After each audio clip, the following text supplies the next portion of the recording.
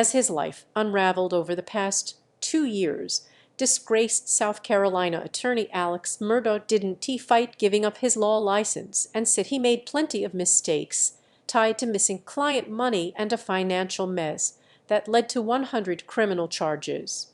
But he has adamantly insisted from the moment he found the bodies of his wife and youngest son both shot multiple times at the family's estate in June 2021 that he was not the killer. Beginning Monday, it will be up to 12 jurors to decide if they agree.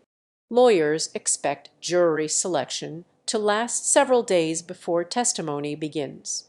It took state agents 13 months of investigation to charge Murdaugh with 2 counts of murder, and a judge has set aside 3 weeks for the trial. Murdaugh insisted on the trial as soon as possible. Prosecutors are not seeking the death penalty, but said they will ask for life without parole if Murdaugh is convicted of murder. The minimum sentence is 30 years. Here is an overview of the trial and the scenes surrounding it as hundreds of lawyers and their support staff, reporters and true crime enthusiasts are expected to swell Colleton County's population of 38,000 in the rural, southern part of the state. The killings and evidence: Murdaugh, 54, told police he found Maggie, 52, and their son Paul, 22, dead outside their Colleton County home on June 7, 2021. He said he'd been gone for an hour to visit his ailing father and mother. Authorities released little information about the killings, beyond saying that Maggie Murdaugh was killed with a rifle and Paul Murdaugh with a shotgun. Prosecutors have not detailed direct evidence linking Murdaugh to the deaths. So far they have filed with the court no confession or witness statements about the killings. There is no evidence on the eve of the trial that either gun has been found. There is a video from Paul Murdaugh's phone with a timestamp not long before the killings. The three are talking without evidence of anger. Alex Murdaugh's lawyers said he has never denied being at his home. There is DNA from the victims on Alex Murdaugh's shirt, but his defense said that came from checking for signs of life when he found their bodies. The defense and prosecution are fighting over whether to allow an expert to testify that the blood on Murdaugh's shirt was splattered on it when his son was shot. Defense lawyers said the expert testing the shirt is lying and destroyed it before the defense could conduct its own tests. Prosecutors are expected to rely heavily on evidence of Murdaugh's financial problems, which they said led him to kill to buy time as he covered up his theft of settlement money from clients. Prosecutors said the killings gave Murdaugh sympathy and, more importantly, allowed him to hide his thefts and other crimes. Murdaugh's attorneys have said it is absurd to say Murdaugh would have thought his wife and son dying violently would lessen scrutiny into his finances. Other crimes: the murder charges are only 2 of about 100 different criminal counts Murdaugh faces. He also is on trial on 2 counts of possession of a weapon during a violent crime. Still hanging over his head are a broad range of dozens of state charges.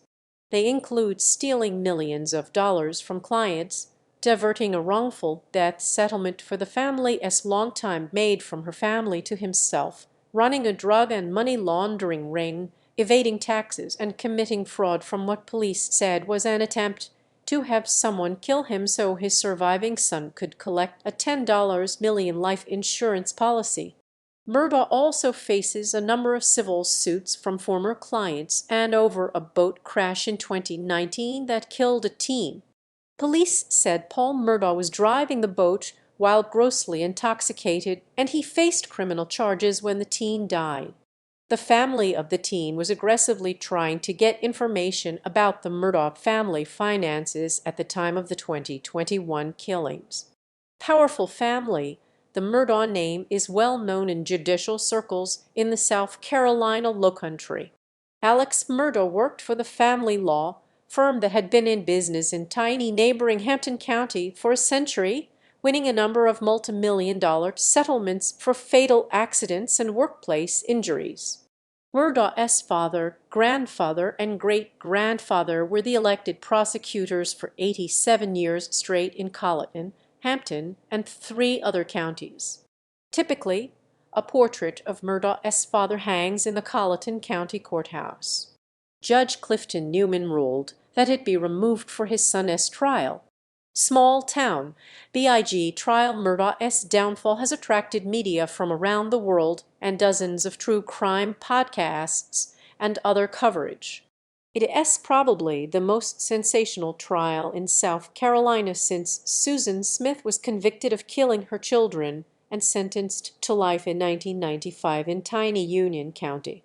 The Murdaugh trial is taking place at the historic Colleton County Courthouse in Walterboro, where the large, old Southern courtroom can seat nearly 250 people, or about 5% of Walterboro's population of 5,500.